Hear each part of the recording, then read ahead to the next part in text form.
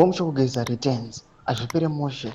Panguva ino takuona kuti zvakuitika muZimbabwe ndezvekuti vanhu vakasangana neany challenge kana anything chaunoona kuti aiwa this thing hachisi ordinary, people they are now waiting for Bomu Chokugeza to address the nation. Saka penda mashoko tiri kuona kuti Bomu Chokugeza avavhukawo and Bomu Chokugeza ogena popularity. Aiwa vanhu vakakausikatombomuzivii kuti kopana aripo, but just because zvaari kuuya achitaura panguva ino zviri kuita sezvigananda. Vari kuonekwa kunzi ndo vanhu vari kuuraya nyika yeZimbabwe. Don't be subscribe like what on the bell icon. Panapa tinopinda tiona muzimu aya vanoposta aiwa Bomu Chokugeza muri kuona vatora pamusoro vachiti aiwa Bomu Chokugeza last night was specifically talking about General Constantino Chiwenga. Achiona mashoko achiti aiwa maZimbabweans right now vakatarisira zvakanyanyisa kwamuri General Constantino Chiwenga at large. Pamuri kuonekwa kuti inini ndimi mukuru aiwa vanhu vese vakajamuka vari vangaita against aiwa the ruling party. Vanoendera mberi aichaisa kune mamwe mageneral vakaita sana Valerius Vanda, anotarisa vanhu vakaita sana Anselm Msanyato, vana General Geje.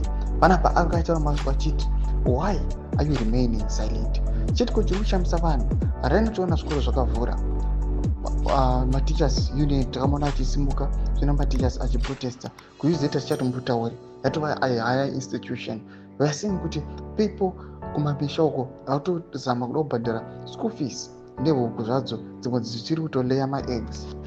People they are being chased away mumacities and towns, everything maservices ese muzvipatara chataura zvinhu zvakataurwa kubva kudhara zviri kuonekwa kunzi zvinhu zviri kuonekwa kunzi everything zvichava upside down munyika yeZimbabwe, but vana chivhayo everyday vanenge vachiburitsa mamillions nemamillions vachipa kune vanhu vari controversial, vanhu vanoonekwa kunzi vari influential vakaita sana Jabreza, but hazvisi kana kuadd any value to the citizens. Mashoko atiri kuona kuti panapa Bomu Chokugeza ari kuti you guys mageneral, why are you remaining quiet? Asi muri kubenefitawo kai just because ndiye makaisa this leadership, are you benefiting from it? Noda kuti kunyarara kwamuri kuita uko kuri concerning right now. Tiri kuda kuti muite action against ZANU-PF neleadership yayo iro yepasi. Tudze mafunguro enyu muri kundipa pamusoro pechiitiko chipinda comment section medu.